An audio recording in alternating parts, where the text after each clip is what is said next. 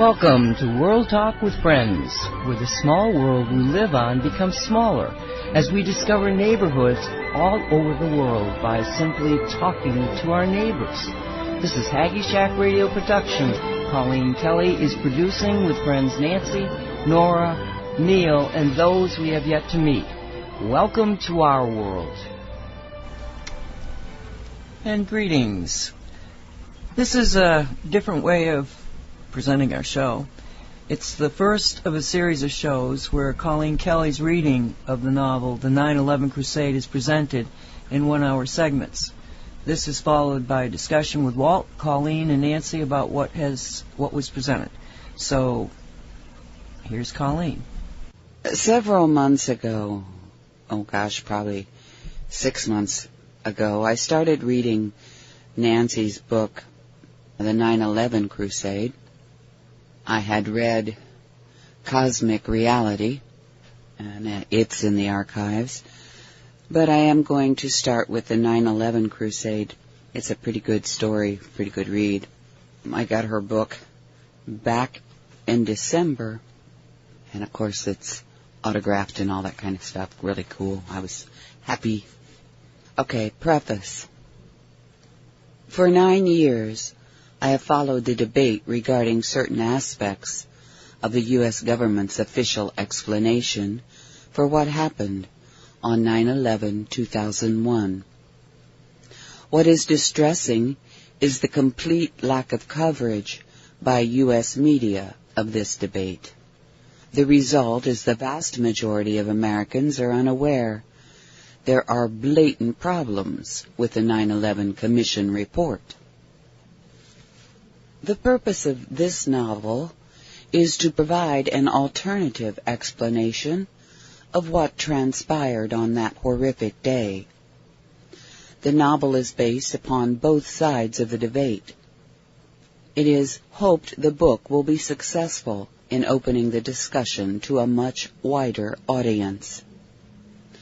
The 9/11 events themselves resulted in a massive transformation of our society that is continuing.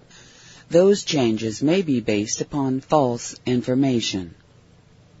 It is our responsibility as American citizens to individually seek the truth, no matter how difficult that truth may be to understand and to accept. This book is dedicated to those researchers who saw the problems and strove to identify fact from fiction. At the end of the novel are 7 pages of notes of references. It is nowhere a complete listing. Day 1, New York, New York. There are certain events so intense everyone can remember where they were when they found out about it. For most of the world, September 11, 2001, was one of those events. For Americans, 9/11 took on added proportions. Most Americans became aware of the event as it was happening. The first airliner struck the North Tower at 8:46 a.m. By 9:03, a huge television audience witnessed the attack on the South Tower as it happened. By 9:59, the vast majority of Americans were watching television when the South Tower erupted into a massive debris cloud. Nellie Morris was one of those Americans who saw it all on television. Most Americans believe the United States government's explanation that the attack planes had set fires so intense that they melted steel and caused the towers to collapse. With an explanation firmly in mind, most Americans moved on. But Nellie Morris could not move on. During the 12 months since 9/11, Nellie had been rather obsessed with the event. Nellie did not believe the official explanation. She wanted to believe, but Nellie feared her father and his identical twin brother had been responsible. Turning the page. For installing a controlled demolition system in the Twin Towers. Nellie believed that system was what took down the towers. Nellie's uncle had committed suicide within days of the attack. Her father had left shortly after that on a road trip, taking him away for almost a year. During that year, Nellie studied every article, every report, every book she could find focusing on 9/11. She kept hoping to find some factual basis to dissuade her from her fears. What she found only strengthened those fears. The first anniversary of 9/11 had just passed. Nellie was still in her New York condominium, not far from the World Trade Center. Since graduating from the prestigious Barnard College in the city, Nellie and her best friend Shelley had built a business creating websites. They were successful enough that their shared New York apartment had been replaced by 3 side-by-side condominiums. Each woman had her own apartment, and the third was their office.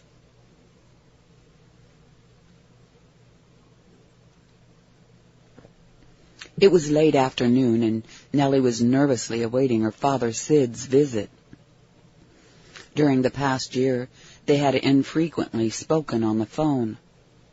On those few occasions, Nellie did not know what to say to her dad. She never mentioned 9/11, and neither did he. Knowing her 12-month search for the truth was almost over, Nellie sat in the comfortable easy chair, worrying. She was 33 years old, and Sid was still her father, and she his only child. And while they had always shared an amazingly close and loving relationship, Nellie was well aware of how relationships can change drastically. Nellie briefly considered just letting it all go. What happened, happened. But Nellie needed to know the truth. The only one who could provide that was her dad. Nellie had sat in the easy chair to face the computer monitor across the room. On the screen was a photograph of the Twin Towers burning. Her intent was to have her dad sit in the chair and see the images. Nellie had no intention of delaying the inevitable confrontation. She believed introducing the image of the towers would be the least confrontational way of beginning. Nellie knew she was carrying a lot of anger. The image was doing to Nellie what she hoped it would do to her dad. Nellie was remembering the details of that most horrifying day. It was a clear sky that fall morning of September 11, 2001. They would call it a brilliant day. As Nellie was preparing to go to work, the television kept her company with Good Morning America. It was more like listening to than watching the morning TV show. And it was approaching 9 a.m., and Charlie Gibson and Diane Sawyer were scheduled to sign off when the commercial ended. Nellie was walking by the television and glanced at the image of a burning building. At first, she hardly noticed. Then, Nellie realized it was one of the Twin Towers dominating New York City and standing as an icon for the Big Apple. Charlie and Diane replaced the scene of the burning tower on the television screen. The ABC newscasters began discussing what they were hearing in their earpieces. A fire had broken out in one of the Twin Towers. Then they also saw the burning tower as the TV audience again had their television taken over with a strange image. While Nellie had been sleeping, a plane from Portland, Maine arrived at Boston's Logan Airport.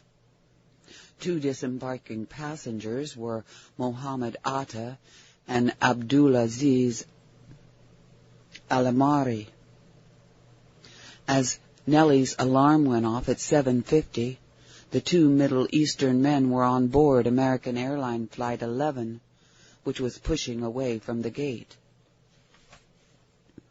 The Boeing 767 carried over 10,000 gallons of jet fuel for its trip to the opposite coast of the United States, Los Angeles International Airport. The pilot of AA-11 was John Oganowski, a Massachusetts native who had flown with the U.S. Air Force during Vietnam. Oganowski was an activist on behalf of local farming and was married to Margaret, with whom he had 3 daughters, Laura, Caroline, and Mary Catherine. His co-pilot was 42-year-old Tom McGinnis, who had been with his wife Cheryl since she was 16. Together they had Jennifer and Tommy and were living in Portsmouth, New Hampshire. 9 others made up the crew on AA-11, which would serve the 81 passengers on board. The flight was 51% capacity. At 7:59, Flight AA-11 took off 14 minutes late. As the plane was leaving Earth for the last time and flying over Boston Harbor, Nellie hit her snooze alarm a second time. When Nellie sat up in bed ready to start the day, it was 8:13, and Flight AA-11 had been ordered by Boston Air Traffic Control to turn 20 degrees right. Oganowski radioed his response, 20 right, AA-11. This was the last normal communication from the cockpit. By 8:20, Nellie had brushed her teeth, washed her face, and was pouring water into the filter pitcher. AA-11 was now off course. The airliner's transponder signal had stopped transmitting. AA-11 was no longer sending its identification signal, providing information on location and speed. Ground controllers guiding the flight paths of all aircraft were not able to accurately track the Boston airliner. AA-11 was now a danger to all other aircraft in the area. While Nellie Morris listened to Good Morning America periodically, looking at the television, 45-year-old Betty Ong, a flight attendant on AA-11, called Vanessa Mentor at American Airline reservations from a phone in the back of the plane. Betty had grown up in San Francisco's Chinatown as the youngest child of Harry and Yi Gum Ong, who owned a grocery store. Betty had assigned herself to AA-11 to get back to California in time to join her sister for a Hawaiian vacation. On the phone with Mentor, Betty calmly related that 2 fellow flight attendants had been stabbed, and that one was on oxygen, and a passenger had his throat slashed and looked dead. Whoever had hijacked AA-11 were in the cockpit. Ground manager Michael Woodward was talking to Amy Sweeney, another flight attendant on AA-11. Amy had worked for American Airlines for 12 years and normally only flew on weekends. She was on AA-11 because the scheduled attendant had called in sick. Amy and her husband had 2 children and lived in Massachusetts. Manager Woodward heard Amy relate that, in addition to the passengers and the 2 flight attendants, Oganowski and McGinnis, had also been stabbed. Amy thought mace had been used because there was something in the air affecting their breathing. American Airlines employee Woodward and Sweeney would stay on the phone while Nellie Morris continued getting ready for work. At 8:20, when AA-11 began to go off course, the airliner started veering north of its scheduled flight path. The plane was located between Albany and Lake George, New York, when it suddenly took a 100-degree turn to the south. AA-11 was headed directly toward New York City. For the next 26 minutes, the aircraft flew south above the Hudson River, following the river until the north side of the tower of the World Trade Center was visible. AA-11 flew directly into the center of the glass wall and disappeared forever. The impact came at 8:46:26. The North Tower had been hit between the 94th and 98th floors. AA-11 had been flying an estimated speed of 490 miles per hour when it collided with the tower. A vibration ran through the building into the ground and was intercepted by seismographs at a number of locations. It was equivalent to a magnitude 0.9 earthquake and too small to be felt on the streets of New York. By the time Nellie Morris saw televised images of the burning building, AA-11, with Oganowski, McGinnis, Ong, Sweeney, and 88 others, had ceased to exist. Nellie was watching with Good Morning America's Charlie and Diane the burning aftermath of its death. That was when Nellie saw a second plane come into view. She thought, dumping water? Just before it seemed to take an abrupt turn, just managing to hit the second tower and erupting into a massive explosion. Diane Sawyer whispered, "Oh, my God." Charlie Gibson said nothing. Nellie Morris screamed. She knew she was witnessing the worst day of her 32 years. She also began swearing between negative, "Oh, no, oh, no, oh, no." Nellie had replayed that day in her mind too many times. As she sat in the easy chair in her living room in the New York apartment, looking at the computer screen across the room, Nellie had remembered again. She got up thinking, yep, he'll see the screen. Sooner or later he'll notice the screen. Sid Morris was due within the hour. As planned, Nellie had her father sit in the easy chair across the room from the computer. She took another easy chair facing him with the computer behind her. While they traded hellos and how you doing dialogue, Nellie watched her father's eyes. It did not take long for him to notice the computer screen. He stopped talking and stared at the image of the Twin Towers in flames. At 8:14, United States Flight 175 took off from the same Boston runway AA-11 had used 15 minutes earlier. Sid Morris was in the North Carolina mountains and had been up for hours.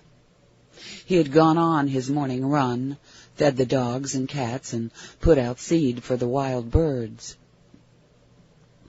United 175's pilot, Victor Saracini, his wife Ellen and daughters Kirsten and Brielle, had celebrated his 51st birthday on August 29th. 38-year-old Michael Horrocks was the co-pilot. His children were Christina, Mick, and his wife was Miriam. Horrocks had been a football player and a Marine. The plane they were flying had been built in 1983 and was only carrying 56 passengers and a crew of 9, which was a 33% capacity. 12 minutes after Boeing flight controllers officially listed AA-11 as hijacked, they called United 175 asking the pilots to look for AA-11 about 10 miles to their south. The United pilots confirmed that they could visually see AA-11. They were told to keep away from the airliner. With loss of both transponder and radio communications with AA-11, only a radar blip was showing up on a ground radar screen. The air traffic controllers did not have an accurate altitude or speed. In an area normally stretched to the breaking point with flight controller overload, the controller's primary function was to separate planes in jeopardy. In this case, the plane placed in jeopardy by the hijacked AA-11 was United 175. 4.5 minutes later, at 8:41, pilot Victor Saracini spoke to the New York Air Traffic Control Center, which was now the flight center controlling airspace United 175 had entered. The radio transmission from Saracini reported that during departure from Boston, they had heard a strange transmission, sounding like someone keyed the mic saying, "Everyone stay in your seats." This was United 175's last official transmission. 5 minutes later, United 175's transponder stopped working for about 30 seconds. It was turned on with a new code, and then turned off again, and on again, with yet a third code. Ground radars did not link the new transponder code information with the actual radar track of United 175. This occurred around 8:46, just as the first tower was struck by AA-11. United 175's flight attendant, Robert Fangman, had joined United in January, and was the youngest of 7 children, and 33 years old. His mother, Ruth, was looking forward to his planned visit to Texas that had been delayed a day. Robert would manage to get out a call on the airphone to the United Airlines San Francisco office. He would tell Mark Policasto both Saracini and Harks were dead, and another attendant stabbed. The call would last 75 seconds. United 175 had already flown by New York City and was just west of Newark, New Jersey, when it began deviating from its assigned westward flight path to head south. While making the turn, United 175 climbed 3,000 feet in about 1 minute, astonishing flight controller Dave Bottiglia, who had never seen an airliner make such a fast rate of climb. Ground controllers repeatedly called United 175 with no response. By 8:55, United 175 was endangering other planes, including 2 Boeing 737 aircraft. Delta 2315, heading southwest at 28,000 feet, turned in response to ground controllers alerting the pilots. But United 175 also turned, and controllers watched the radar blips from the 2 planes merge into one signal. They actually missed each other by an estimated 200 feet. U.S. Airlines 542 had been following the Delta plane, and its onboard collision alert system sounded an alarm in time for the pilot to descend, avoiding a mid-air collision with United 175. United 175 had been flying southeasterly along the eastern edge of Pennsylvania. As it crossed back into New Jersey airspace, United 175 reversed course, turning back toward New York on a northeasterly heading. It then began descending at 10,000 feet per minute toward the city, again endangering numerous other aircraft. The last radar reading on United 175 showed the plane to be at an altitude of 18,000 feet and descending in a power dive. While Nellie watched a burning tower with Charlie and Diane, her father was washing dishes and generally on a mission to clean up the log cabin. Sid was taking out the garbage at 9:02:54, while Nellie witnessed United 175 fly into view on the television and impact the South Tower between the 78th and 84th floors at a speed of over 500 miles per hour. Sid's phone rang minutes later. Nellie was on the line. "Nell, what a surprise. How are you doing?" Her voice had that coldness that freezes the heart without any verbal warning. "Dad," she was saying, "turn on the television. Both twin towers are burning. They've been hit by a passenger plane, and the United States is under attack." As he walked toward the television with the phone to his ear, Sid felt like he was moving through some weird dream. He said nothing in reply to his daughter's news report. "Dad?" she prompted. Sid found his mouth so dry it reached down into his throat. His ears were ringing as his heart pumped blood faster and faster. Automatic flight or fight signals were racing through his body as his mind began free-falling into panic. "Dad!" "Yeah." He had reached the television and turned it on. It showed the burning towers. "I see." "Dad? Uncle Jimmy." Nellie could not vocally finish her thought. She'd already confronted imagined images of what burning infernos were doing to the people inside the buildings. Her father's identical twin brother worked at the World Trade Center. Sid found himself saying, "I'm sure he's okay. Don't worry." Meanwhile, the 52-year-old man's body was going into shock. His knees felt weak, and he flopped down in a chair with his eyes glued to the television.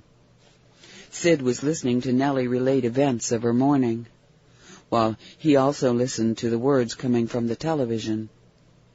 Both sets of voices disappeared behind thoughts of his brother. Sid was named for his father's grandfather.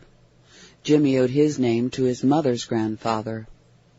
That was almost all that separated them until the age of 27.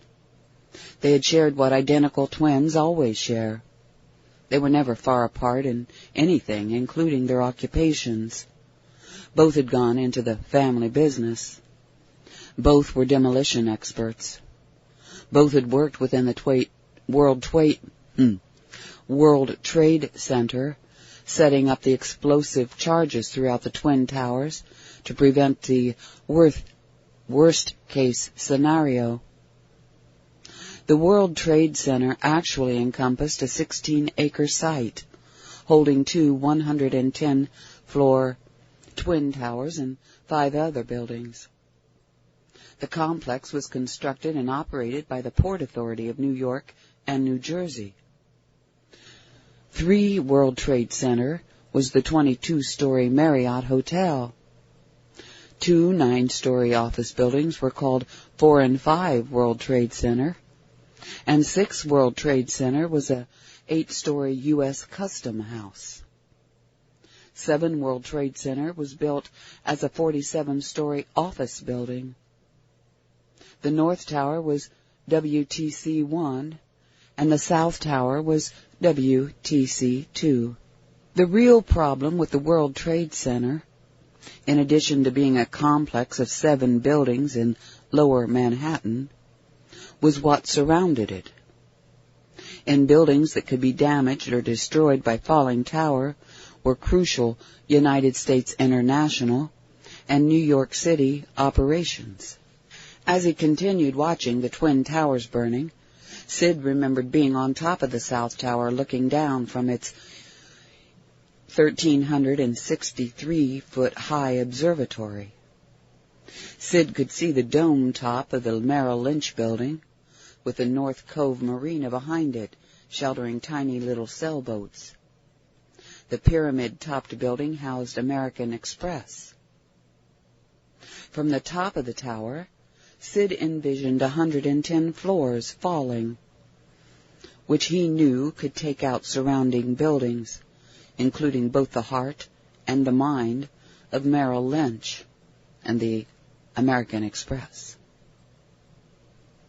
His brother Jimmy had just verbally painted such a scene and was continuing, "Look over there, Sid," Jimmy said while walking and pointing.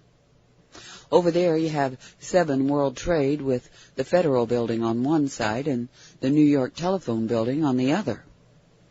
What would happen if a tower fell in that direction?" From the South Tower's observatory, you could see 45 miles in every direction. Jimmy was standing next to his twin saying, "Look in any direction. What would happen if 200,000 tons of steel and 425,000 cubic yards of concrete crashed to the ground?" The two faces that looked mirrored stared at each other. Jimmy finished, "You gotta help me with this, bro." Realization that terrorists considered the Twin Towers legitimate targets in the war against America came on February 26, 1993. Terrorists in the basement parking garage used a rented van to deliver a 1,500-pound urea nitrate bomb with a timing detonator. The explosion rocked the adjacent commuter train station, killing 6 people and injuring more than 1,000 others. The tally was $300 million in damages. The towers were repaired, cleaned, and reopened within a month.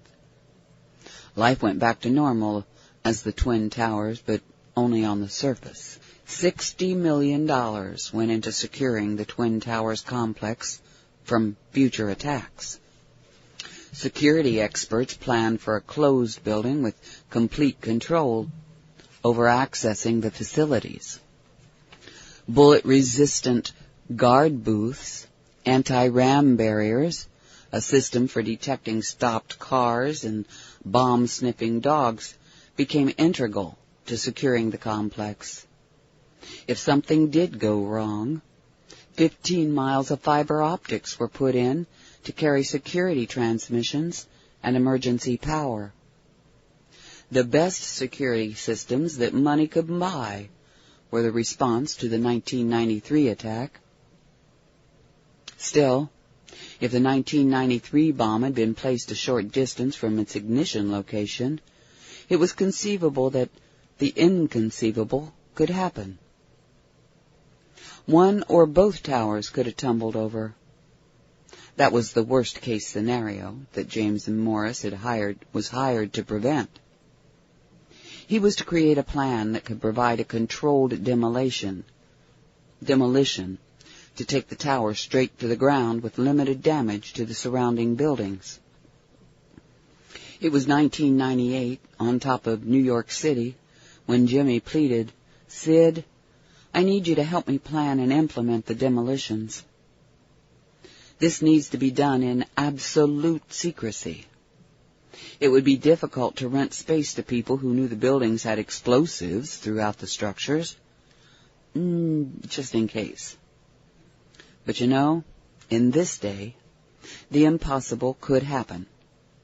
Anyone with enough money and focus could take the towers down.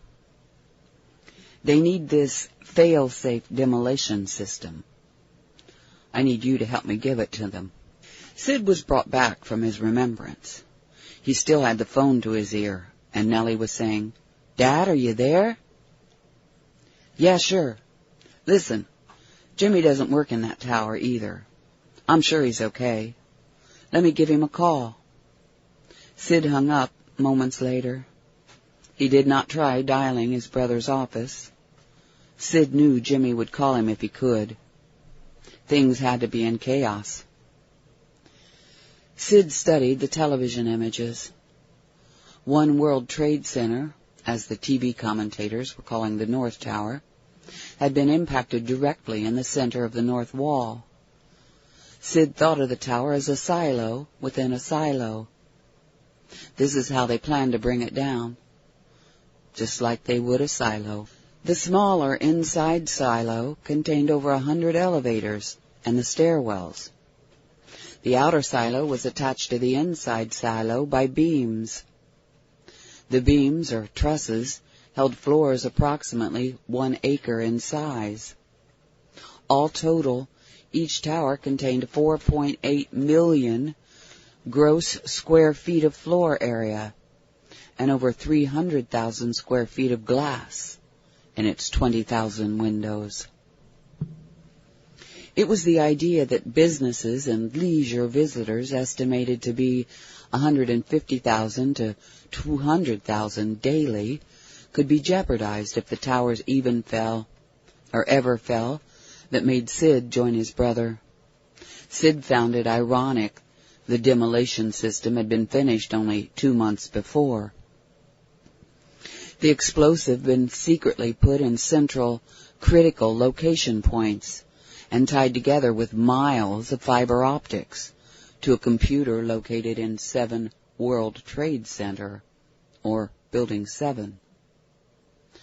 The plan called for simultaneous demolition of both the inner and outer silos in sections from the top to the bottom.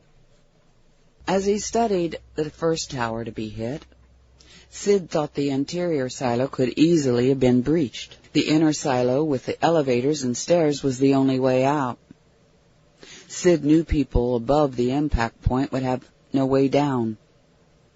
With the amount of smoke pouring from the structure, he suspected most of those above the fire would not survive smoke inhalation.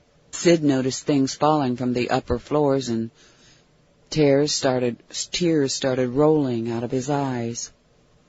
Sid Morris knew the things were probably human beings, making the last choice of their lives, to die by fire or smoke, or a plunge to the ground. Still, he believed the structure could survive. The panels of the outer silo should be all right.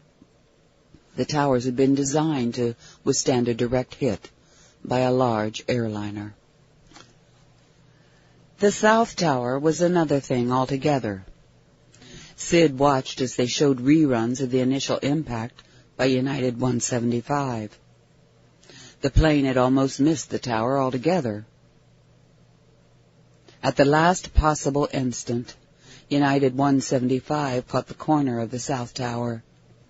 Sid knew the other silo had been completely breached. In a worst-case scenario, the structure above the open wound would come down. The top of the tower could start falling toward the weakened corner, eventually sliding and ripping off. The falling floors would likely further damage the lower structure. The television was focused on the North Tower, the one first hit. Sid was intently studying the picture when he saw it begin falling, much as he had imagined it would do if the demolition was successful. A fraction of a second later, Sid realized the tower was still standing. He had only imagined its destruction. It was around 9:45 when Sid heard the commentator saying that the Pentagon was under attack. The phone began ringing. It was Nellie. "Daddy, what's happening?" She was screaming. Sid replied, "I don't know, Nell. I'm sorry I can't be there with you. Jimmy's phone's been busy," he lied. "I'm scared, Dad." "So am I," Sid replied while thinking of his daughter's apartment and its proximity to the World Trade Center. He could hear sirens in the background. As he continued staring at the television, he saw the tower falling again, immediately followed by the realization that it was still standing. This time it was the South Tower. Over the phone, Sid heard a pounding and muffled voice in the background. Nellie said, "Dad, Shelley's at the door. Let me know if Uncle Jimmy calls." Sid was pulling down the phone when he saw the South Tower begin falling again. This time it did not stop. This time it was for real. He found himself not surprised. It fell just as it was supposed to fall, straight down within 12 seconds. Sid said aloud, "Well done, Jimmy," imagining the pain that his brother must have gone through, agonizing over the decision to have the computer execute the demolition program. Sid Morris began sobbing. He imagined how sensors from all over the South Tower rapidly predicted the nightmare to come. They would have shown destruction in the outer silo immediately. As the fire weakened the structure, Additional sensors would have painted an accelerating failure, which would eventually cause the top 27 floors to fall and rip away. The sensor system would have told Jimmy that he had no choice. The South Tower was going to be destroyed, one way or the other. To limit the devastation, Jimmy would have the computer begin a sequence of explosions, which would take the tower down like so many other silos the Morris Demolition Company had orchestrated over its 80 years of existence. Just a day's work. Sid Morris could not stop crying. By 10:29, Sid's eyes and face were red and swollen, but the sobbing and the tears had stopped. He had tried to call Nellie, but could not get through. He suspected the telephone system had failed and possibly the electric grid was out. He knew she was safe. The demolition had been textbook perfect. The debris field was minimal. Sid was still in the chair, still staring at the television when he saw a puff of smoke. He recognized it immediately. The only tower standing had just burped white puffs of smoke. The only time you have such a white smoke is when explosives are set off in concrete. "Oh, no," he said aloud. And then he watched the North Tower's controlled demolition in a smooth wave through each floor at a uniform rate. Each structural member crumbled to the center and left no remaining skeleton. It was another symmetrical and uniform operation. Just the South Tower before it, or like the South Tower before it, the North Tower fell straight down in less than 12 seconds. This time, Sid Morris jumped up and screamed, "Jimmy, what the hell did you do?" Sid's 2 German shepherds, which had been sleeping in the room, immediately jumped up and began running around, barking. Sid continued screaming. He was mimicking the aimless running around of the dogs. Sid soon found himself outside, screaming at the forest. Looking skyward, he screamed at whatever god or gods existed. "What the hell have you done?" Sid Morris screamed until he could scream no more. A year later, Nellie watched her father fade into memory of that event. He had seen the computer image and stopped talking. Nellie watched and waited. Sid came back to the present slowly. He took his eyes off the computer monitor to look at his daughter. "Sorry," he said. "What was I saying?" Nellie replied, "Dad, was Uncle Jimmy responsible for the demolition of the towers?" Sid sighed and looked away. His eyes snapped back to focus on the computer screen a room away. "Yes," he said quietly. Nellie continued her interrogation. "And what part did you play?" Sid looked at Nellie, replying, "I helped in the planning and the laying of explosives."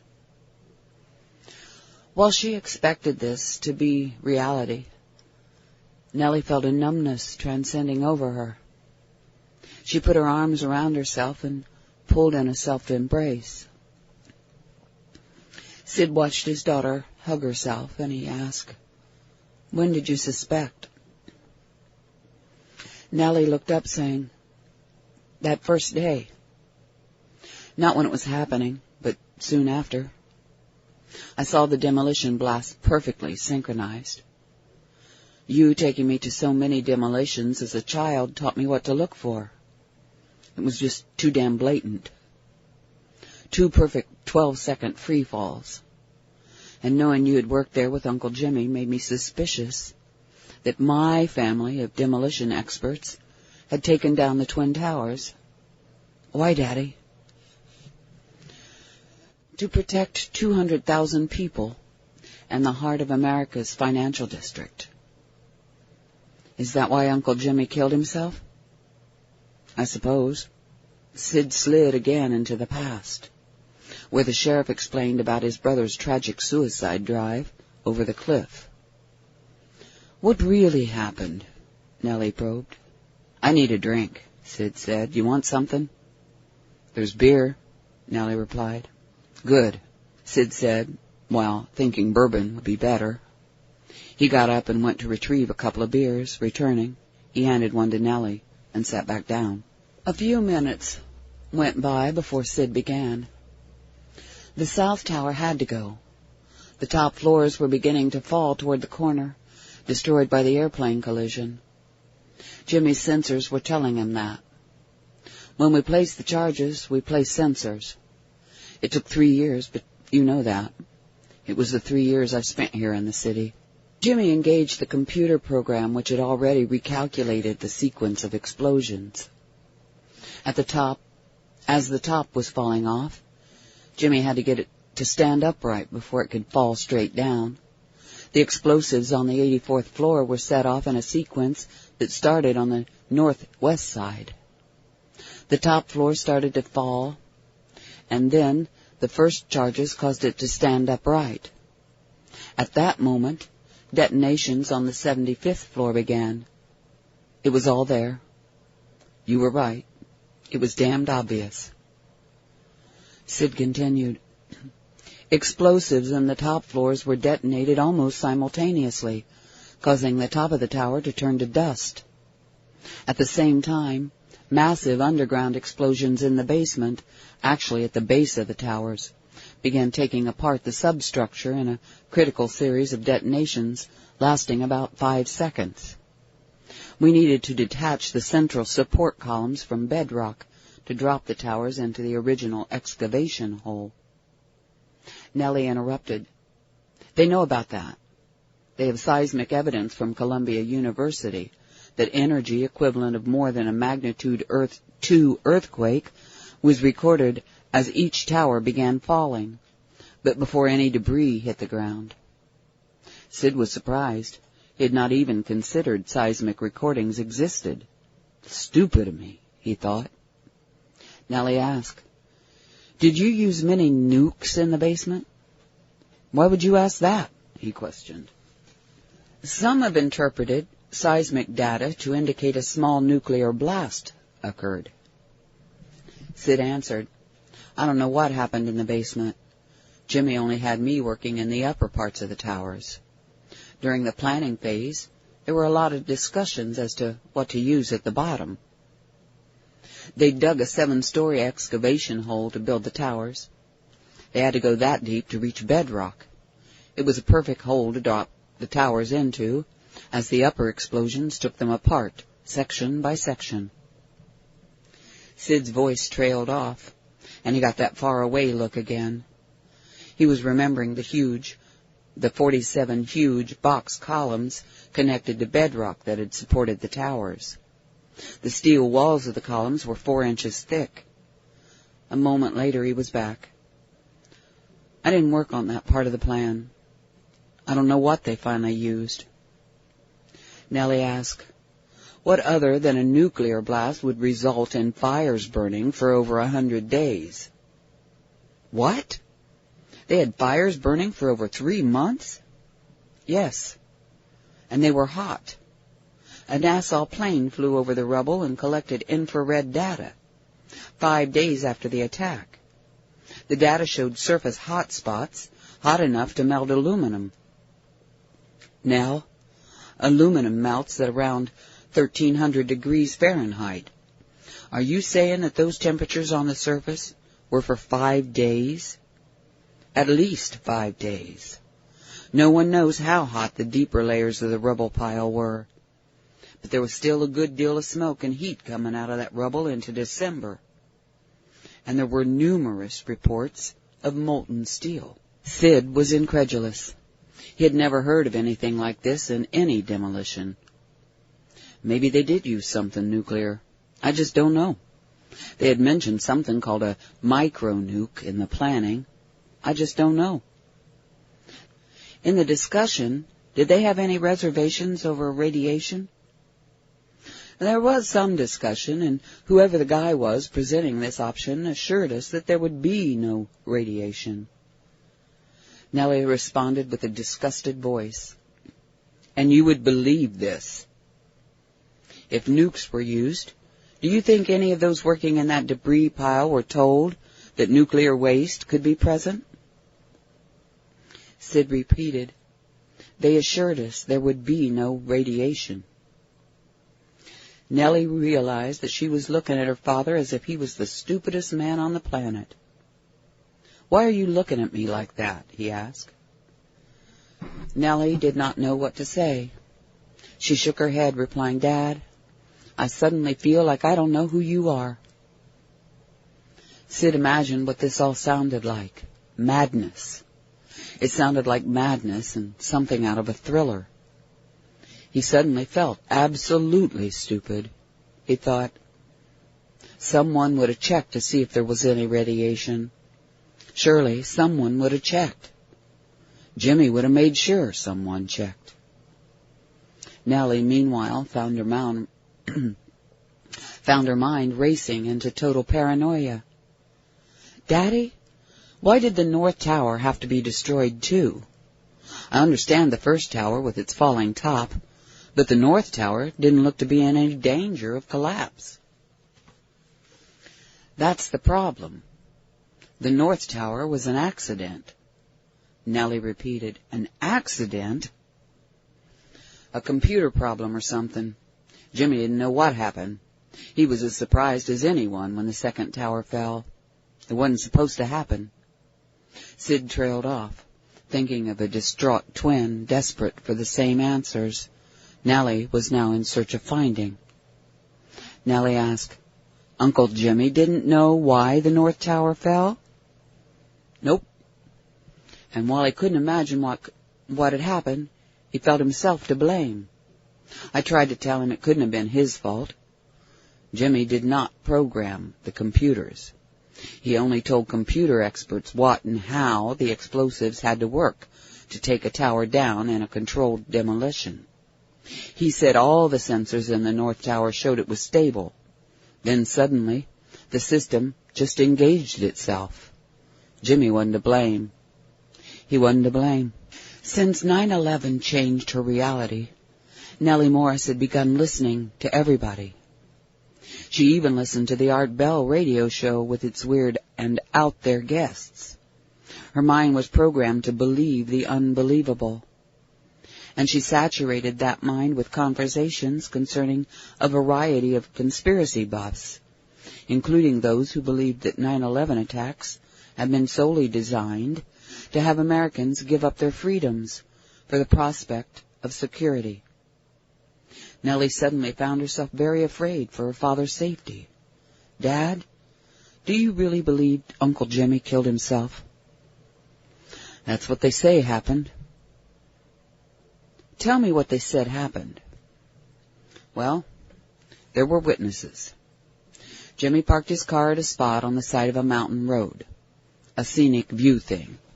He was there for a long time before he started the car, backed up, and simply drove over the cliff.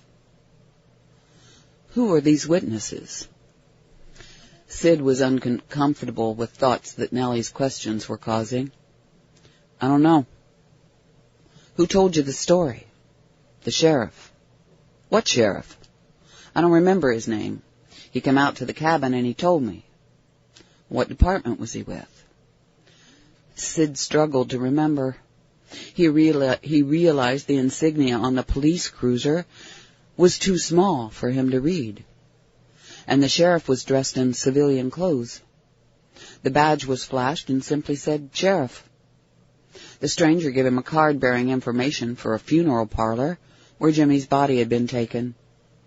The casket was sealed because the remains were badly burned and broken from the fiery crash at the end of the cliff. Sid Morris realized that he knew very little about his brother's final hours. He did not even know for a fact that Jimmy's body had been in that casket. Sid was again feeling very stupid. I don't remember which department. I don't really know or remember anything. he said with deep remorse. Tell me exactly what happened. Sid related the story, ending with, I never saw Jimmy's body. Nobody asked you to identify it? Nope. Did they ask for any DNA sample from you or anything to provide or to prove a link to the body? No. They just said he was in the coffin. Wow, Nellie commented, looking with pity on her father. Stupid, huh? He asked. Yes, but more like naive. I love you, Dad, but your imagination is lacking. I don't watch thrillers. I think you may be living one, Nellie said. She got up and went over to her father. She sat in his lap and hugged him and put her face against his neck. They held each other for minutes. Immediately after Jimmy's funeral, Sid left. He turned over the cabin and care of the pets to his ex-wife, Sarah. Sid got into his car and started driving. The trip took him away for a year and into South America before he returned to Nellie's.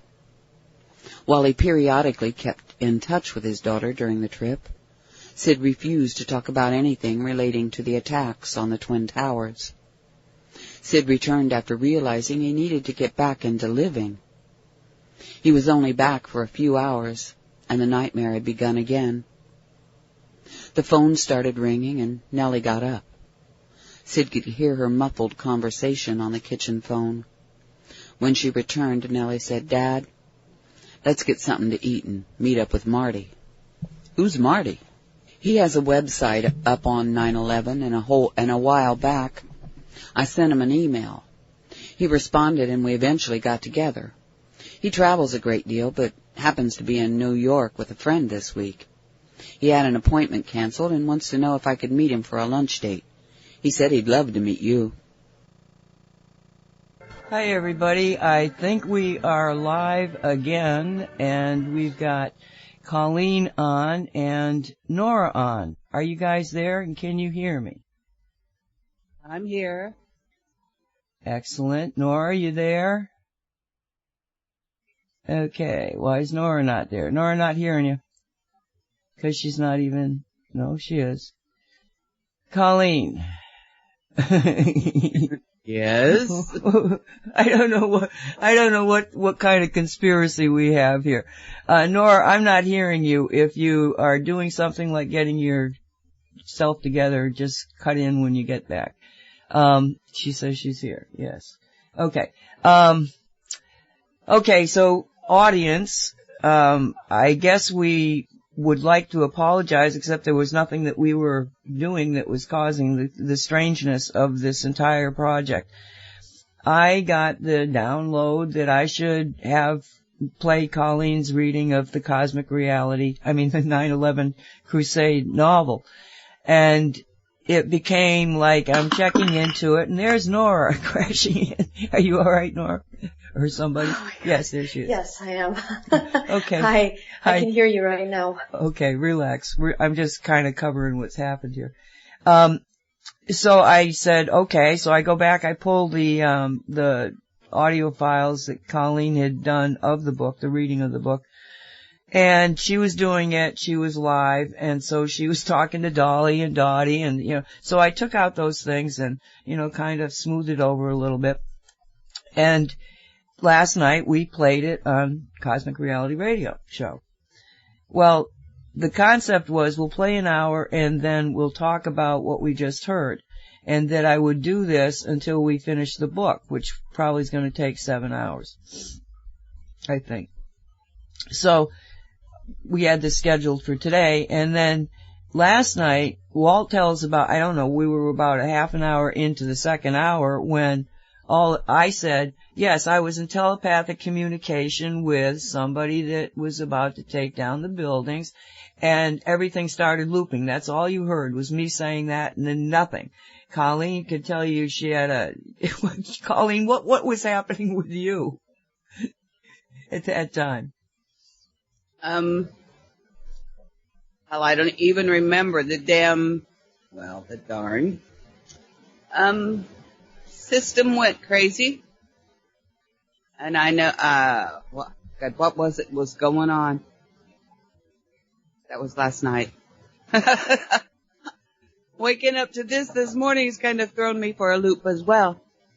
But we had sound issues. Stuff wasn't playing, coming through. Had to reboot the systems. You lost your mouse? My mouse stopped working on my broadcast machine. It worked fine on the other two machines.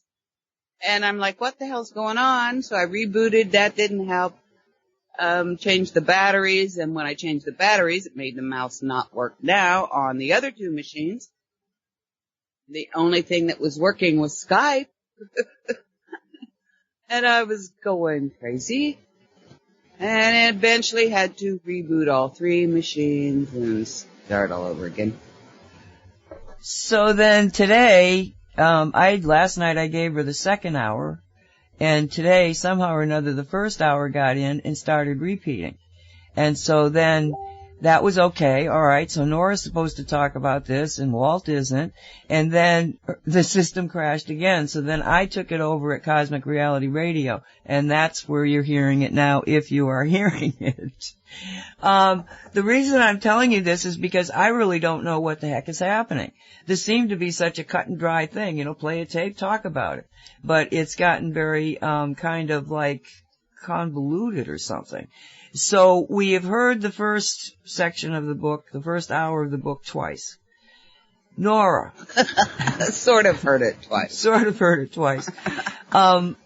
Luckily we do have tapes, and last night that even started. I'd forgotten to put the tape on. It was crazy. Anyway, so Nora, you, I think, heard the hour show. And I don't think you've read the book. So, Not yet, no. Yeah.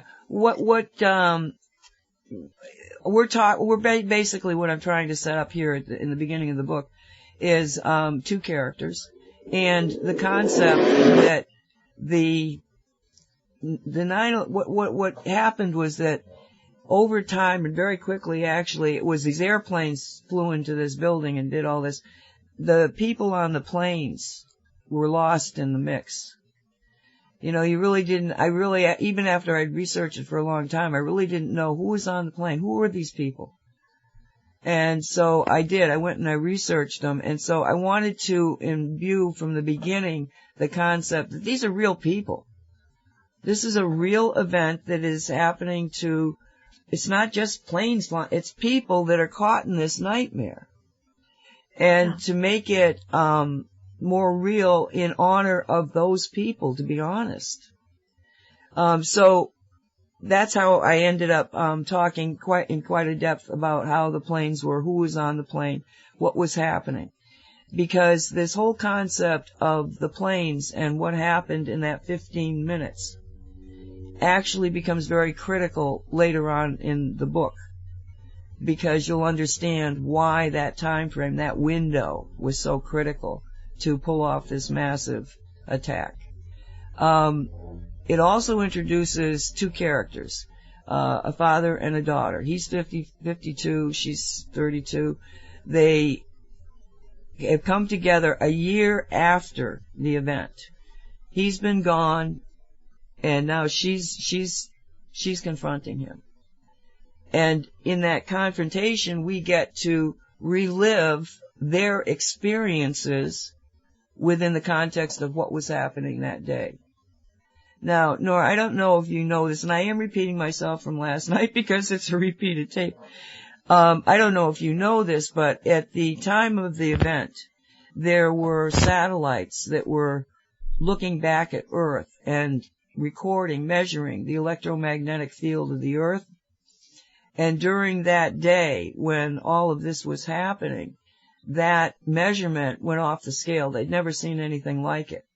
The only thing that could have been increasing the electromagnetic field of the Earth was human thought. Consciousness, yeah. That was... Yeah, I'm aware of that.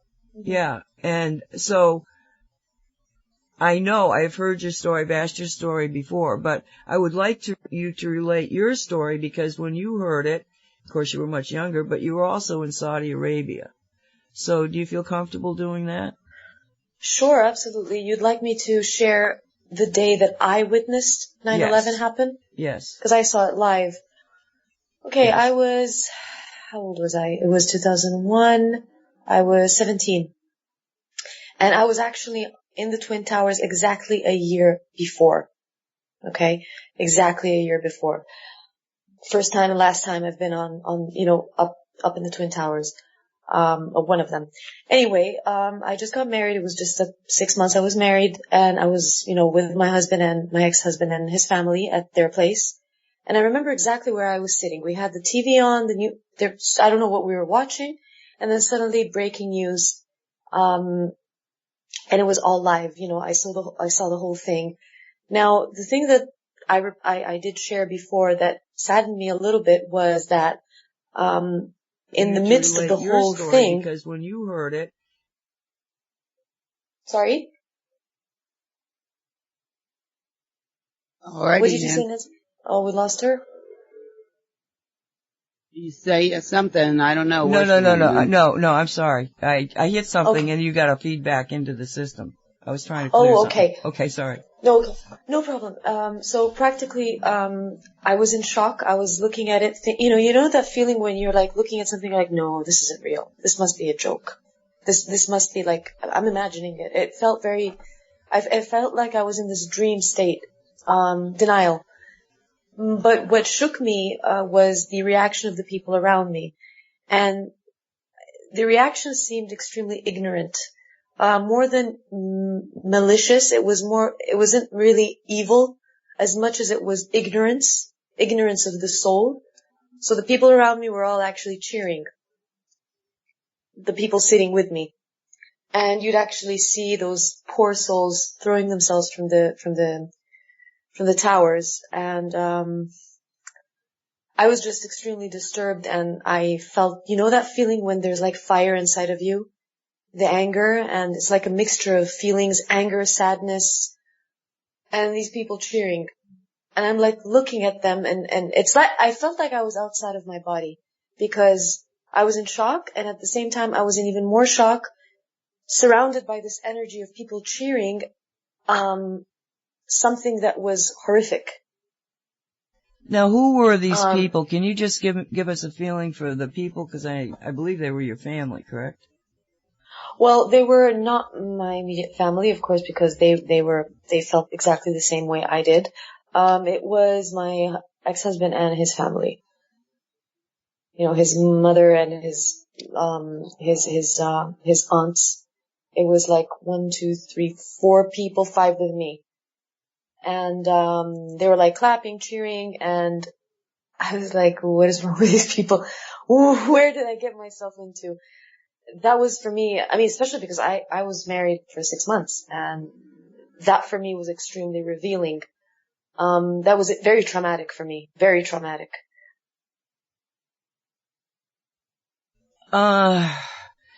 Do you think that, okay, because you and your family had a different response to it.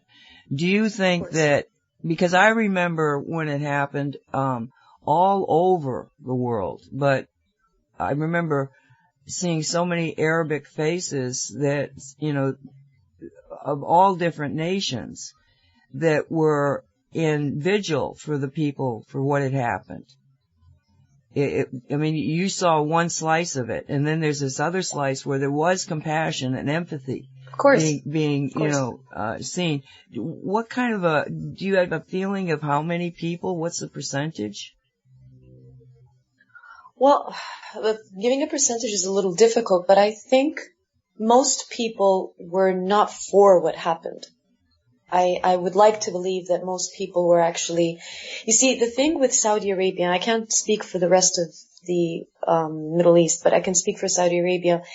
The thing is, it's an interesting country. Why? Because the majority of people you see are the ones who are a little bit more modern thinking, but they are the minority. We are the minority. The majority are very traditional people, very closed in their circles. The thing is, I don't believe that all those traditional people, would cheer, but I can't really tell because I didn't deal with those people. So I am trying to kind of have a feel for it, but I would like to believe that most people, as a percentage, at least more than half, were actually against what happened. I wish. But the problem is with a lot of people, and that's why I use the word ignorance. I use that word deliberately because it's not the idea of hating others. I think it has to do with not being able to separate the government from the people. They are ignorant. They don't understand that the government is what's actually maybe causing all these problems, whether it's 9/11 or any other war anywhere. And the people really are innocent of this, the population, whether it's the American population, whether it's the Israeli people. If we're going to talk about Israel, you say, the Jews are bad. I hate the Jews. And I would always say, no, you have to differentiate between those who govern, those who rule, those who make the rules, and those who are the people, the ones who do not have any sort of real power or word over what things would, how things would play out in this whole monopoly, in this whole political game, if that's clear. So yeah, I stand with the idea of ignorance, that these people react this way because they're ignorant. Now, how long before you were being told, because here in America, most people were aware of it as it started happening in some way or another. I mean, I can't imagine there were, a small portion that probably didn't hear about it until after the fact, but so many of the people were watching the television as it was happening. Mm-hmm. Now, did you have that kind of coverage over there at the time? I mean, were you? Oh, big time. So we saw it live. You saw the buildings falling live. Yes. I'm getting goosebumps now just talking about it, because that is a feeling that I'm never going to forget. I don't think about it too much, but when we, bring up the subject and I start remembering it, I knew that those people were dying and they were in agony as I was looking at it. So that in itself is even more horrifying and more powerful than watching it recorded, which is as horrifying, but I knew that it was live. It was breaking news. And we were watching a normal channel and they actually cut off and they put this. It wasn't even, I think, a news channel or something like that. I don't remember exactly the details. Now, and did you see the second plane hitting the second building? Yes. Wow. That's astonishing to me, because you heard, if you remember in the tape just now, because of course, Nellie and Sid are relating what happened to me. Mm-hmm. I mean, I took, yes. So that actually happened to not to two people, it happened to me. So when I was listening to Good Morning America, and it was like 9:00, they were signing off. And at that point was when they started focusing on the fire. So you guys were being brought in on the other side of the world at the same time. Yeah. I remember it was around, it was afternoon, it was maybe around 5 or 6 or 4 or 5. Yeah, it was between 4 or 6 p.m. I don't remember, but it was afternoon. So it was practically the same timing, around morning, in the U.S., if I remember correctly. I'll never forget the second, when it happened to the second building. For me, I just couldn't believe it. When you see something horrific and then it happens a second time, and you're like, again, is this really happening? Well, now, see, when I was watching it, okay, Gibson and Sawyer are talking, and they knew it was the World Trade Center, and they were talking to a couple of people that were in the streets, but only once did somebody say, well, somebody said it could have been a plane. It was not known by those reporters right in the city that a plane had hit. So they just are trying to figure out how did this horrendous fire start in this one tower. And so they're focused on it. And you probably saw the same visual effects. I mean, and that's the other thing is like, where did that camera come from? Where were those cameras? Why were they? I mean, the fire had been burning for about 20 minutes by that time. And, you know, it's like, okay, but to set up these cameras, I always felt that was a little odd. Mm-hmm. You know, and so I'm watching this from this one visual point of this camera, and I see a plane coming in from the right side of the frame. And my mind thought, is this a plane that's dumping water on the tower? You know, it was like I was searching for some known reason that I was looking at this. And then to just see the fireball was like unbelievable. Yeah. I mean, how many people actually see something like this? And yet on that day, pretty near most of the country saw it at the same time. Right. You can imagine the kind of energy that was around everywhere, in the whole globe, because if we were watching it live in Saudi, I mean, you could imagine that people were watching it everywhere. So, and what's even more interesting was the whole magnetic field of the Earth was kind of spiking before the event itself, that, you know, before it happened. So that's another interesting point. I mean, you have so many things to look at with the story of 9/11. You have the esoteric side. You have, of course, all the technical things, like, for example, when the towers fell, which to me, I mean, that's just so blatantly obvious. I mean, you don't need to be an expert of, what do you call it, like explosions and demolitions to see that. You know, it's just, how can a plane, and then it was like in one of the top, it was one of the top floors, right? Was it with the 80th or 90th floor? Something like that. It was quite high up.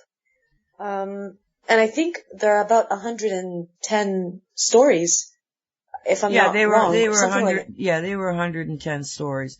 The first one hit about 78th story. The other one was up higher. It was 10 floors up lower. Exactly. So think about it logically. I mean, okay, we don't want to keep jumping up, but I mean, this is something that makes you think. I mean, how can a whole building fall so perfectly, with very little debris, as you also mentioned in the book, when it was a plane that it doesn't make sense. It just doesn't make sense.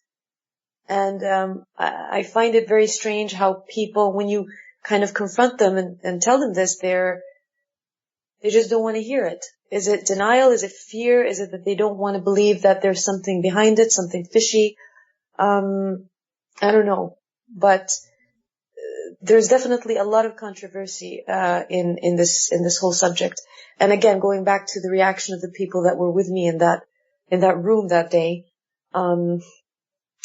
it's just such a powerful, intense subject, 9/11, that I think people will be talking about it for God knows how many centuries.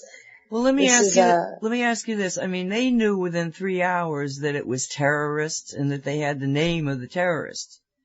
Okay. Now, were you getting the same kind of information that this was, you know, a terrorist attack and that they had so you heard everything as it went down? Yes, practically. I think the reason that, for example, there was the cheering and all that, and other people that maybe were happy that this happened, was because of ignorance. Again, I repeat, that's just my opinion. People were aware that this was the work of terrorists, and I think in their very small, ignorant mind, they thought that this was some sort of victory against the West, which I find extremely sad. But I'm not surprised. There's always been this, and you see, that's the problem. In the West, people think that Arabs are all terrorists and, you know, Muslims are all terrorists and they hate, you know, the Western world and the Western, lifestyle. And unfortunately, you have that. Everyone for a different reason, but these terrorists, besides the fact that they've been funded or they've been supported or encouraged by certain groups, the terrorists themselves, we cannot deny the fact or take away the responsibility from the motivations of the terrorists. Besides the fact that you have all these powerful people that are, the driving force. They're helping them, they're funding them. But they do have their motivations because they actually genuinely believe that the West is a virus and that it needs to be cleansed. And they need to bring Islam in because they believe that Islam is the right religion and everyone should follow it. So we can't take that away from, we need to face the facts that this is a reality. That terrorism does exist, besides the fact, as again I said, they're being funded. You get what I'm saying? Yeah, so unfortunately, there are do. people that do believe that yes, these guys are doing right, and the West is bad, and there are a lot of bad things that need to be changed, and they need to, change their ways. Well, when they first started, and I never for an instant believed any of it. I'll explain that in a bit. But when they were talking about the fact that there were all these people, these men that had gotten on these planes and then did this destruction thing and committed suicide, and it didn't make any sense to me because even then we had, yes, you heard about bombings, people, suicide bombers and stuff like that, but it was, the odd duck out. It was the really, far out there person. It wasn't like like in the kamikazes in Japan during World War II. It wasn't like that. So to imagine that you're talking about a couple dozen men who agreed to commit suicide at the same time and to take with them all these people is like something that just, I said, that can't possibly be. Cannot possibly be. I don't know that. I don't believe that it was a terrorist attack, the 9/11. It was constructed, they planned it. I believe that it was extremely planned. So in this situation, I think that those men, which one of them was a Saudi, I believe, one or two, I don't know. Anyway, one was a Saudi for sure, that they found, the rebels of their, the paper, passports. I mean, how amazing is that? That, that can survive in all that fire. But anyway, in that specific situation, I don't think it was a terrorist attack. But yes, I believe that terrorists can actually kill themselves and they don't care. They would kill thousands and hundreds and thousands of people. They would do that. I believe that could happen, but not in this situation. I agree with you on this. It doesn't make sense. Well, I actually agree with you too, because that was a hard awakening for me and probably a lot of people that, there are people that can do this. However, I happen to agree with you that none of that happened. What Nora just referenced was that in New York City, even though virtually the entire 2 planes disappeared, they did find on the sidewalk in New York a passport of one of the supposed terrorists. Now, come on. This is a trend anyway. Remember the guy who in Nice went crazy and the truck and he killed people, I don't know when, then they found his passport in the car. I think that's the one. Anyway, it happened like 2-3 times after that where they find their IDs. Come on. I mean, not another shred of paper comes off the plane, but this guy's passport? I mean, exactly. Some of the stories that were used to prove their case are just ridiculous. And as the book unfolds, you're going to find out more stories like you're not even going to believe. Do you know that some of the hijackers that were listed on the FBI list are actually alive? Yes. We'll get into... I didn't really research that, but yes, I've heard that. That's very interesting. I get into that too, that some of the very people that were identified as being terrorists didn't die in the planes, they're alive. And yet the FBI never changed that list, even though it was absolutely proven that the people they identified were alive. So, like I say, the book does cover that in the next chapter. There was something I really wanted to add. Okay. The other thing that I find from an esoteric and mystical standpoint very, very interesting is that planes, aircraft at that time of the morning, and on those days, were always packed to the hilt. And yet the AA plane only had 51% occupants, and the 77, the United plane, had 33, I think it was. Now that was just, that in and of itself jumps right out at you, and you go, were there a lot of people that canceled? Why was it so empty? Did they not want to have a whole plane full of people that could maybe, like happened in Pennsylvania, that they stood up and they attacked the hijackers? Were they afraid that maybe if they kept the occupants in the smaller numbers that maybe they could pull this off? So they limited how many people got on the planes? None of this has been answered, even now. No.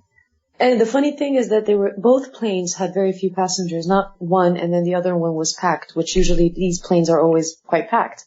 Especially going to, where was the plane heading? What was the destination of the plane? They both were flying out of Boston, flying to Los Angeles, California. Okay. All right. So you'd imagine that, usually going to Los Angeles, I would assume that at least one of the planes would have, quite a few passengers going to Los Angeles. Well, their history is they're packed. That was the history of them. And there wasn't a comparison that I know of done, about, okay, well, these two planes didn't have enough passengers on it for the normal passenger load. Was there something else going on? Did other planes not have it? I mean, there is so much that we haven't even looked at that to me would give us an indication of, how deep is the planning, or how deep is the psyche of the human being that they could say, I'm not going to get on that plane. Right. I mean, on a daily basis, I'm sure. I remember one time, I got on the plane, and as I turned the corner and looked down at the passengers, oh my God, I was totally freaked out. I could see, like, the whole plane looked like the people didn't have any energy in them. Wow. And it freaked me out, and I stopped. I almost backed up. I almost got off the plane. I was flying with somebody, and I got the message, but you do, so you're all right. You can fly on this plane. Okay. You'll save everyone else. Right. But what could possibly have, that's this type of thing I'm more interested in even more than in the other, Is there something in the human being that could foresee this? Can I interject there? Sure. Okay, so there are two comments I'd like to make on what you just said. First comment is, I believe so. Why? Because again, if we go back to the readings of the spikes that happened before 9/11, it seems like the collective, the energetic collective, was feeling some imminent situation. And if we go into science has proven, it has proven that the mind can perceive a stimulus before it happens, up to 6 seconds before it actually happens. They did this experiment on people where they hooked them up, they wired their brains, and they would give them the stimulus on the finger, like on the tip of the finger. And every time before they would get stimulated, they wouldn't tell them where they would be stimulated. And of course, every time there would be a specific part of the brain that would get stimulated, something like that. And the brain would get it right each and every time, up to 6 seconds. But 6 seconds is a lot. And it was always right. So this is one thing. Another thing, an experience that happened to me personally, and this was after 9/11. I already had both my kids. I think it was in 2005, if I'm not wrong. We were supposed to go to Lebanon with my kids and my husband, and because his cousin was getting married there.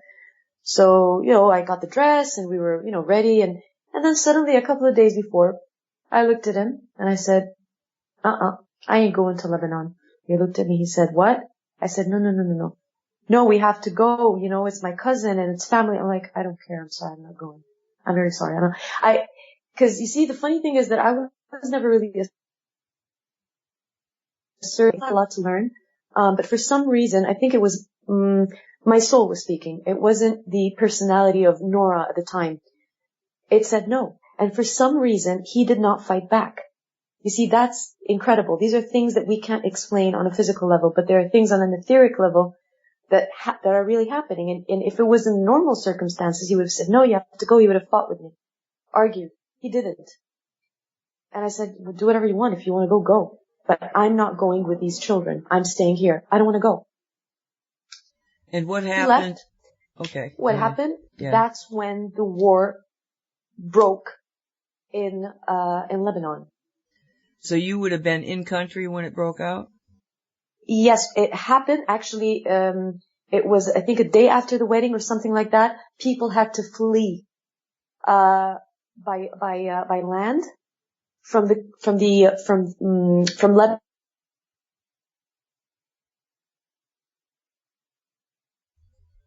Are you guys there? I'm here. Nora? Yeah, we've lost Nora. Looks like she's still here. We're just not hearing her. Yeah, Nora, if you can hear us, we're not hearing you. It did sound like Skype, though.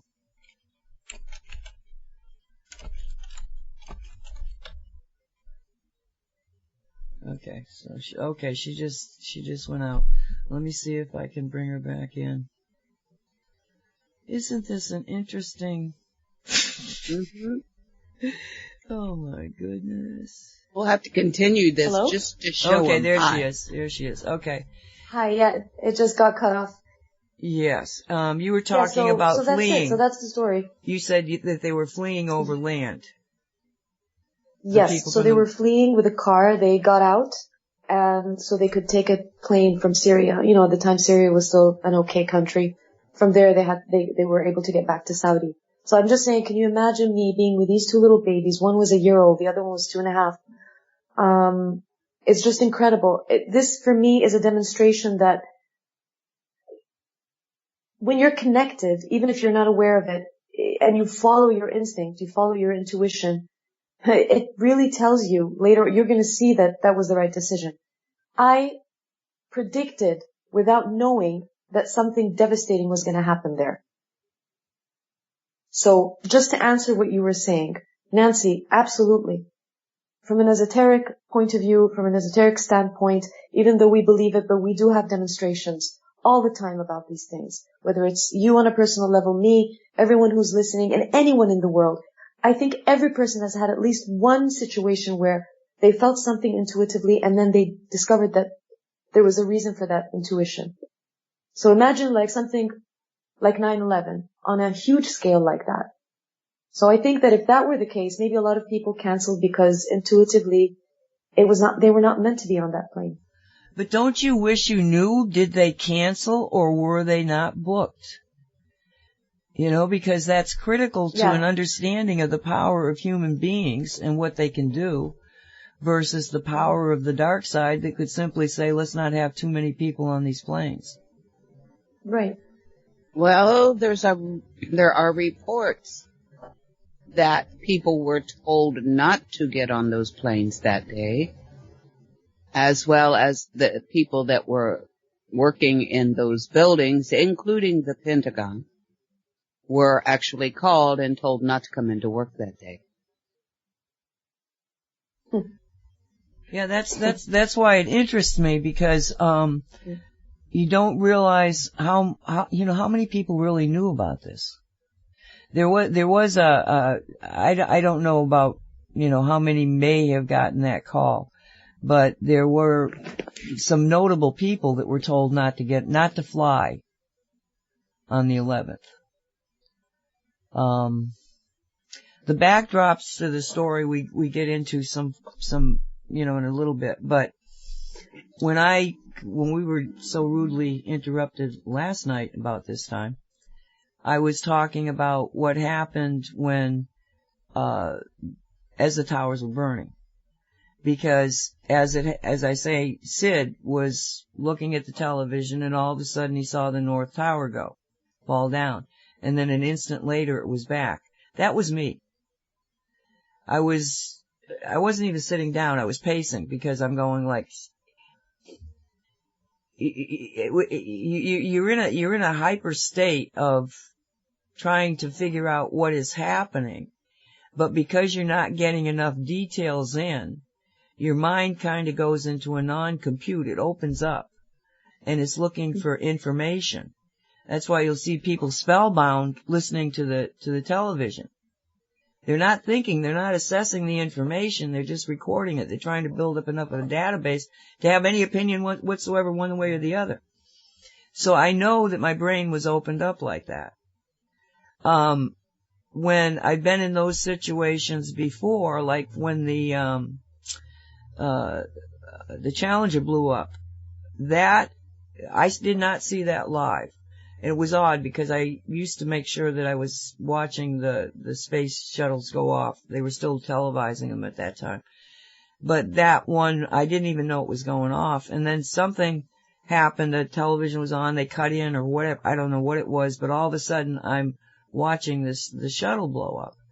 And the same thing happened. Your brain goes like, kind of brain dead, like what the heck? And you're waiting for more information.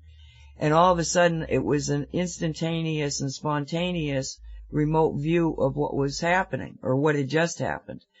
And I was inside the space shuttle in the crew cabin, and I was looking at somebody through the mask. I mean, I wasn't wearing a mask. I was looking at them through the mask, and it was an Oriental face, and I was telepathically connected to him.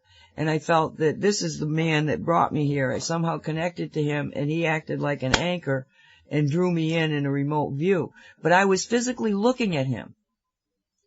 But I was reading his mind, and he's thinking, and he's looking past me, and because he can't see me, but he's looking past me, and he's looking at somebody that was sitting to my right, and he's saying, why with her here?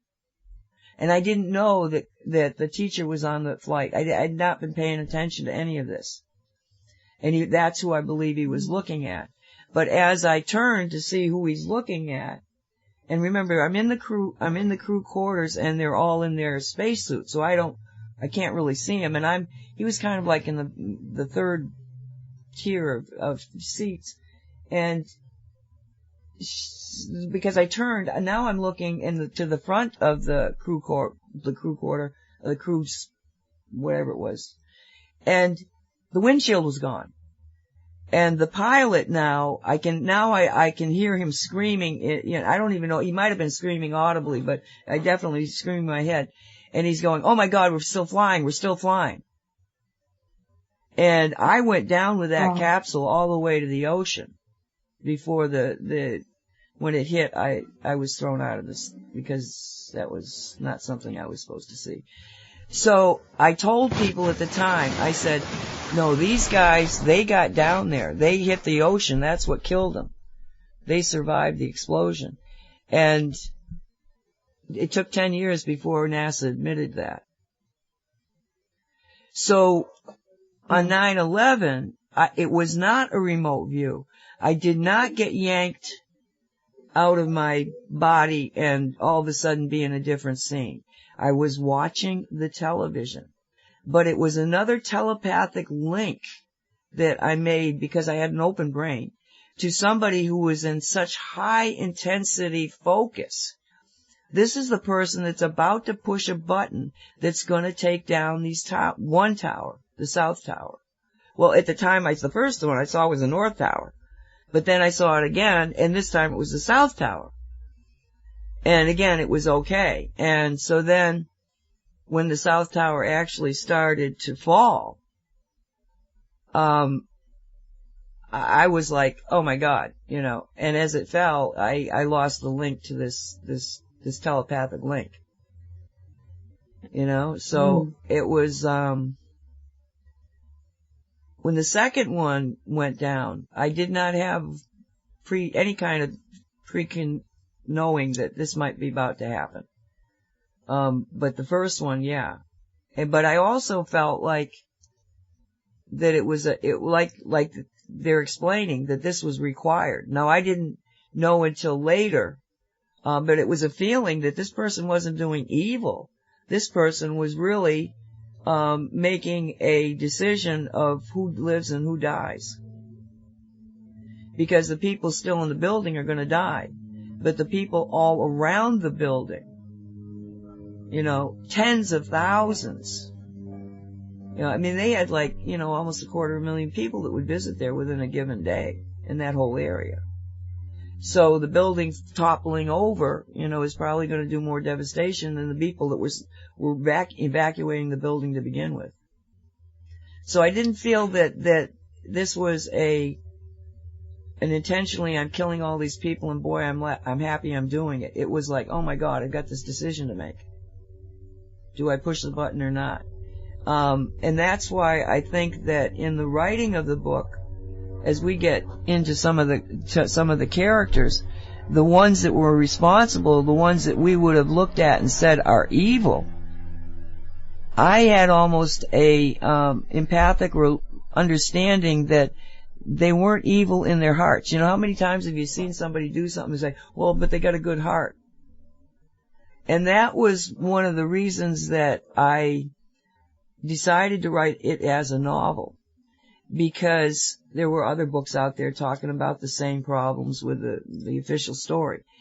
But people could not, the ones that I attempted to tell the story to, could not get beyond the fact that they could not believe that human beings could be that evil. And so I wanted to be able to present the mind of somebody that maybe had been involved in the orchestration and execution of this event, who was not evil at heart. What explanation would you have for this? What kind of people could you convince to do this? What's the mindset of these people?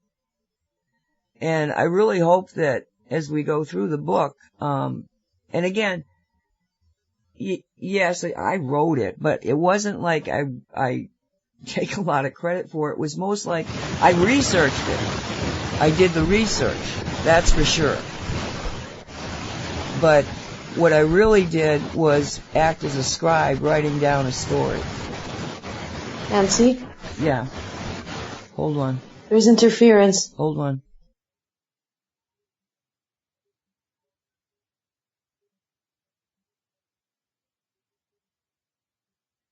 Okay. Nancy? Can you hear me now? Hello? Yes. Now. Oh, yeah.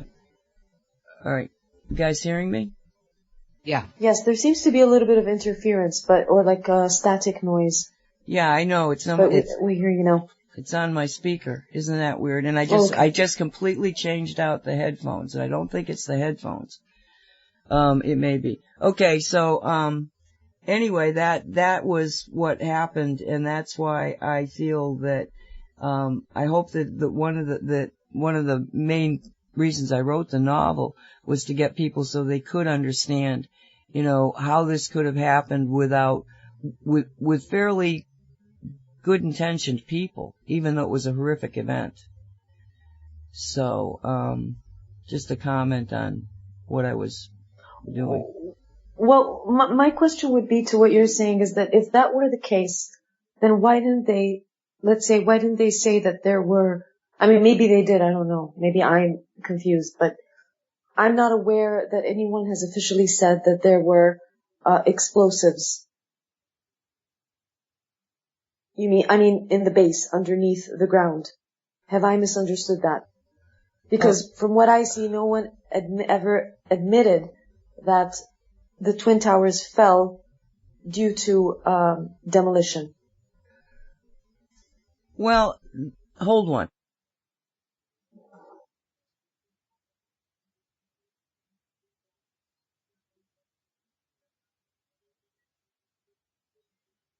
Nancy?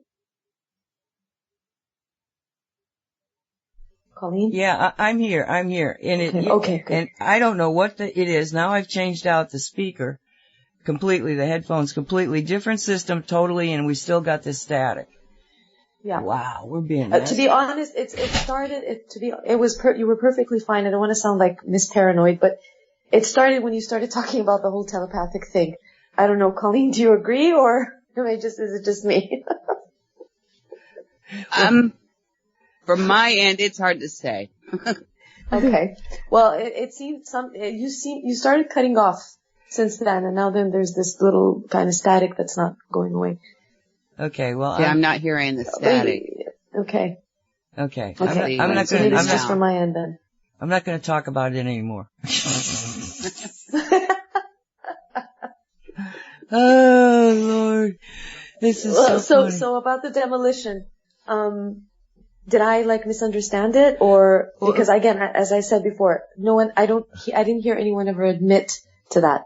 Well, no, what happened was that right after the same day, I mean, it was virtually hours after this had happened, an engineer put up on YouTube the video of the South Tower falling, and then a video of a silo being taken down by demolition. And they were the same type of explosions, because people say, well, there were no explosions. If you watch the film, you're going to see these puffs of white smoke coming out. Those are explosions. Now, what they said to explain the white smoke coming out was that as the buildings collapsed, see, the story they tell is that the floors melted and the weight of the floors fell on the one below it, and then that weight busted them down. And so when the floors were falling, they were changing the pressure, and these, what look like explosions, are really smoke being pushed out because of pressure changes, which is such bullshit. But they always had an answer that people could believe if they chose to, regarding everything that we knew was indicating that it was a demolition. So this guy put the two pictures up side by side, and they were identical. And he's going, this was controlled demolition, no doubt about it. Well, within a few hours of me seeing it, I was with my boss, and I said, I need to show you this. And I showed it to him, and he went, oh my God, you're absolutely correct. It had to have been, because it was visually just the same thing, and there was no other explanation. And so, I was like, oh, well, this is going to fall apart real quick. That video disappeared shortly after that. I mean, I don't think it was up for 6 hours. And the engineer that did it, as a matter of fact, a lot of engineers came out at the time and said, this is a controlled demolition. They all shut up. The ones that initially came out. Now there's a group of 9/11 engineers that are saying it's all crap. I mean, you go and you look, and you're going to find that what I'm telling you is well known. The other thing, as far as proof as to whether it was actually demolition inside the building, the police officers heard it. It came over on, certain people were talking to people in the building, like this one wife, was talking to her husband, and she heard an explosion and then watched the building come down on television. So, there were a lot of people that would testify that they heard explosions inside the building. There is also a video from a helicopter that was, looking down at the buildings, and on the video you can actually see one of the two towers, I think it was the South Tower, but it jumps as if there was an explosion underground. Yeah. And in fact, they took seismographic readings of explosions right before the towers started falling, before any debris fell, that were recorded at Columbia University's seismographic center there, that looked like mini nukes. I mean, they got the seismographic readings. It happened before there was any debris that fell, and it looks like a nuke. So they do have and that's why I'm saying their story, the bullshit story that they told, has been taken apart in every way conceivable. So, yeah, well, I mean, even after the explosion, the fire went on, for quite a bit. Oh, for 3 months. For 3 months. Exactly. Is that normal? That's no. Normal. No. I don't think that's normal. No, and the other thing is okay, that when they built the towers, they dug a hole that was 7 stories deep. Now think of that, 7 stories. Now how do you think of a story? Well, you know what 10 feet is. Just think of a normal piece of lumber, like a 2x4. okay, and put 7 of those up. Okay, I mean, put 70 of those up because a story is 10 feet. So you're talking about 70 feet down they went to get to the bedrock. Yeah. That's a long way down. Yeah, but when the towers came down, now remember you started with 110 floors, and the towers come down. If you remember the pictures, and this was another thing that baffled me, was why is the debris field only like 3 stories high? Where did 110 floors go?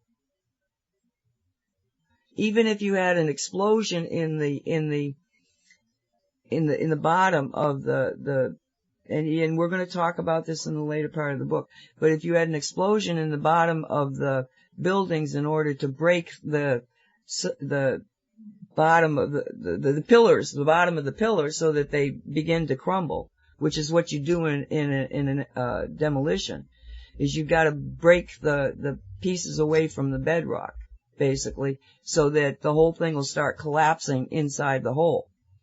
But what happened to all the stuff that was in the hole to begin with, the 7 stories, that it was then able to take in 110 and only have 3 feet above it? You know, this was stuff that was like, this doesn't make any sense visually. Mm-hmm. From an engineering standpoint. Where did the buildings go? And it took me years before I understood where the buildings went. But that was another one of those things that right from the get-go tore apart the official story. And so many of us realized, I mean, it was obvious. It's like, you know, too damn blatant, as they say in the book. And it reminded me of the Hitler concept that if you're going to tell a lie, tell the biggest one you can. Because people cannot even fathom that it has to be true, because who the hell would make this up? You know? Exactly. Yeah, I think they rely on the naive nature of people. You know, thinking that, no, they wouldn't lie. The official story can't be a lie, because they always tell us the truth. They take advantage of that fact that most people will believe the official story. So as you said, you know, you can tell the biggest lie and people are going to believe it. And anyone who doesn't believe it is going to be ridiculed.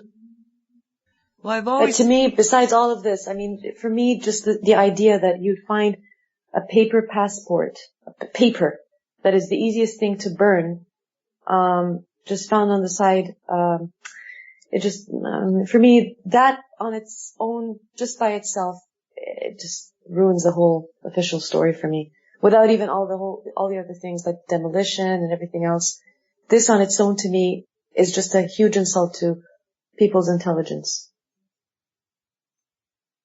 Well, I think that the reason that most people believed it was that it was so horrific, that it was so I mean, seriously, it's like seeing a sci-fi thing. Walt said he thought he was watching sci-fi until it started looping. And then he's going like, oh my God, this is real. You know, it was too unbelievable. So any answer that seemed to be coming from an authoritative place that would explain what happened was okay. You know, I'm going to believe that because at least I have an answer for what happened. And they don't want to, you know, digest the answer. It's that faith thing. You know, don't ask any questions. But there was an awful lot of people that did ask questions and have continued to ask questions and will continue to ask questions. And I just think that the fact that I was pushed to do this, I mean, it wasn't something I'd been thinking about doing. It was just like, you got to put this up and you got to do this. And I'm going like, okay, why? And it's like, no, you got to do it. It's almost like I feel like we have to get some of this information into the collective consciousness so that I think that 9/11 is going to rear its head again. I think more of the truth is going to come out. And at least by having a story that some people may have heard that they can explain, well, this is what it was real, this is what really happened. And the story in and of itself is more bizarre than you can imagine. I mean, I'm giving you the best I can give you as a professional researcher who prides myself on giving you what I believe is the truth. And the deeper I got into this, the crazier it got. I mean, you know, it's... That's how it works. Well, it's true with most everything we've been into. So, is there something else, Colleen, that you might want to point out or add? Well, I'm just, as I put little notes up in here in this chat, you know, and as Nora was talking about, the fact that so many of these events, there are passports, driver's license, and such that somehow survive. Even the shootings and such, you know, like the theater and the school and all of that, there were IDs left behind, which seems rather strange and rather a pattern. There's just so much of this that just from the beginning did not make sense to me. So that's really at this point about all. Exactly, I agree. And with the stuff going on in Syria and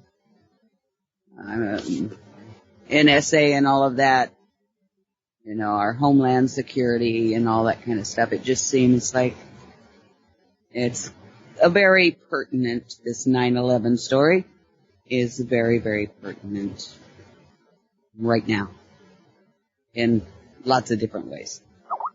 If we can get it out.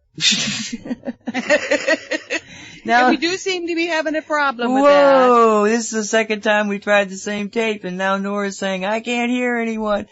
Well, luckily we're at the top of the hour. Colleen, what do you got coming up? Colleen, now I'm not hearing you. All right. I'm here. Okay. I'm sorry, what did you say? I said, what do you got coming up, hon? Oh, I have coming up next is the Fans of Whitley Strieber show. Our Hidden Past. Did mankind start in Australia? He's got a researcher, Stephen Strong, on. It makes a real story out of the origin of modern humans. Huh. And that will be followed by Jeremy Bainey's Madame Pele is Real. On this episode, we're going to learn about what it takes to think native in the modern world. Get a taste of Hawaiian mysticism. And then after that will be Just Energy Radio with Dr. Rita Louise. Ancient Alchemy examines ancient healing traditions and the cosmos. So that's immediately coming up. And then tonight will be Barbara Three Crow, Unraveling the Mystery, followed by The Big Puzzle with Barry Prince on These Changing Times Radio. Cool. Nora, you want to say goodnight? Thank you so much. Good night, Colleen and Nancy. Thank you, everyone, for listening. Appreciate you, girl. I really do. Thank you. I appreciate you too, Colleen. So, I'm going to go back to playing our replays of, cosmic reality shows. And everybody out there, please be safe. Haggie has a wonderful, you can hear us, we just keep replaying, but Haggie's got a wonderful schedule coming up. I hope you stay with her. You may have to reload your pages because I'm about to switch over, and I don't know if Colleen will need to do that, but it seems like I have to. Love you all. Be safe, and we'll see you next time. Thank you. Good night. Thank you. Later. Thank you for visiting. You have been listening to World Talk with Friends, a Haggie Shack radio production simulcast with Cosmic Reality Radio.